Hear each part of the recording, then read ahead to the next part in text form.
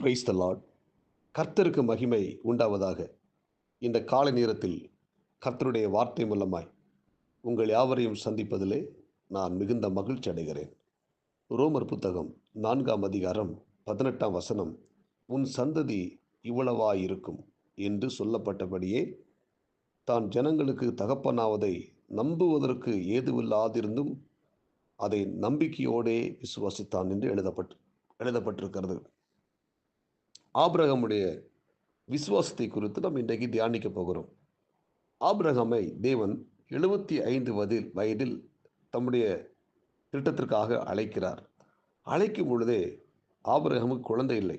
ஆண்டவர் வாக்கு பண்ணுகிறார், உனக்கு சந்ததியை கொடுப்பேன், உன் ஜனங்கள் கடற்கரை மணலை போல, ஆகாயத்தில் இருக்கிற நட்சத்திரங்களைப் போல உன் சந்ததி இருப்பார்கள், பெருகுவார்கள் என்று சொல்லி ஆண்டவர் வாக்கு பண்ணுகிறார்.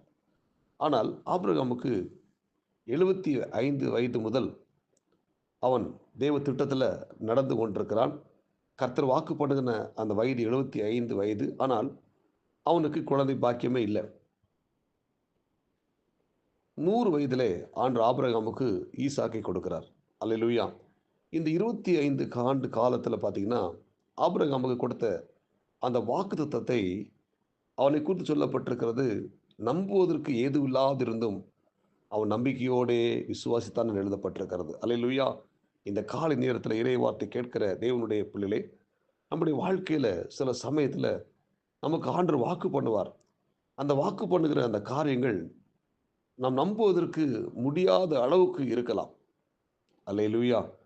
அது நம்பிக்கைக்கு அது அப்பாற்பட்ட ஒரு காரியமாக இருக்கலாம். ஆனால் இந்த ஆபிரகாமை போல நம்புவதற்கு ஏதுவில்லாமல் இருந்த பொழுது கூட நம்பிக்கையோடு கூட அதை விசுவாசித்தார் என்று எழுதப்பட்டிருக்கிறது.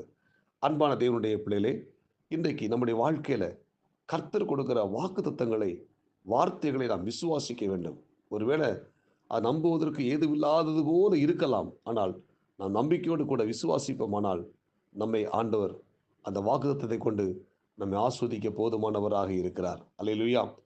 2வது சொல்லப்பட்டிருக்கிறது, அவன் விசுவாசத்திலே பலவீனமாய் இருக்கவில்லை என்று சொல்லப்பட்டிருக்கிறது. அல்லேலூயா. விசுவாசத்தில் பலமுள்ளவனாய் காணப்பட்டான். பலவீனமாய் இருக்க அவன் இல்லை. இன்றைக்கு பார்த்தீங்கன்னா அநேக தேவனுடைய பிள்ளைகள், கர்த்தருடைய வார்த்தையை விசுவாசிக்கக்கூடிய பிள்ளைகள் விசுவாசத்தில் பலவீனமாக இருக்கிறார்கள். அது பலவீனமாக இருக்கிறபடினால தேவனுடைய ஆசீர்வாதத்தை சுதந்திரித்து கொள்ள முடியலை.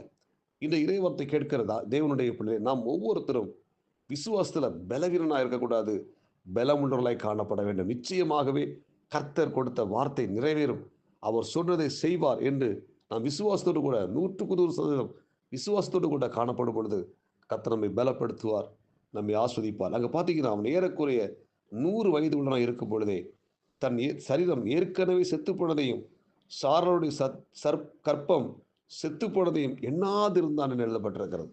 அல்லேலூயா. அந்த சரீரம் செத்து போனது, சாரலுடைய கற்பம் செத்து போனது, அதே அவன் பெருசாக எண்ணாம கர்த்தர் கொடுத்த வார்த்தையை அவன் விசுவாசித்தான். அல்லேலூயா.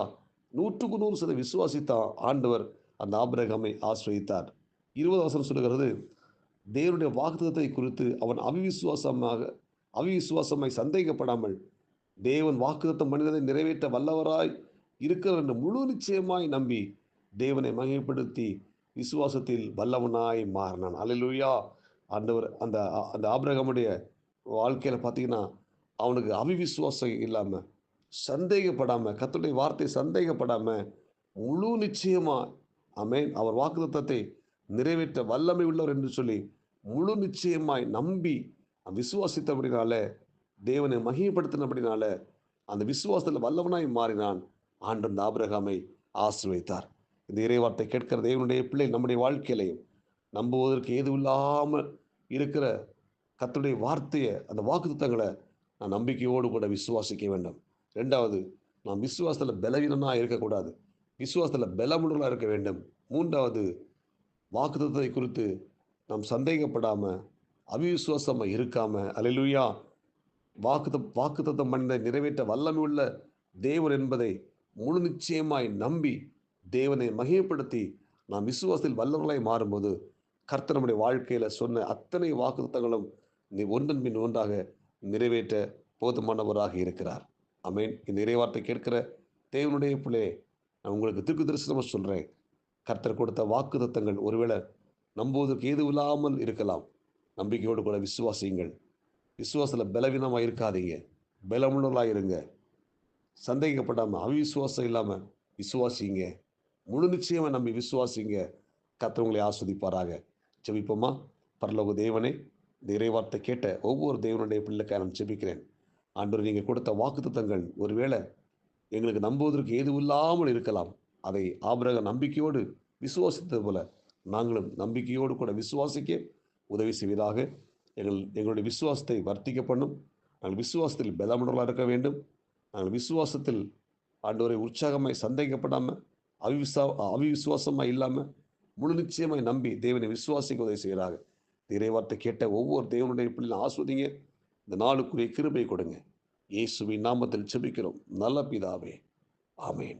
God bless you. உங்கள் யாவரையும் கர்த்தர் ஆஸ்வதிப்பாராக. இந்த நாள் உங்களுக்கு இனிமையாய் அமையட்டும். ஆமேன்.